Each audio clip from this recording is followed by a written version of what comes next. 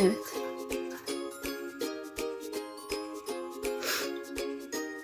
Sana da günaydın aşkım. Gel bakalım. Gel bakalım minik kuşum. Ben seni çok seviyorum. Ben gel.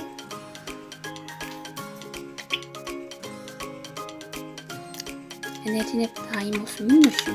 Seni çok seviyorum ben. Evet. Dışarı çıktı. Yine başlamaya hazır benim kuşum. Bay bay.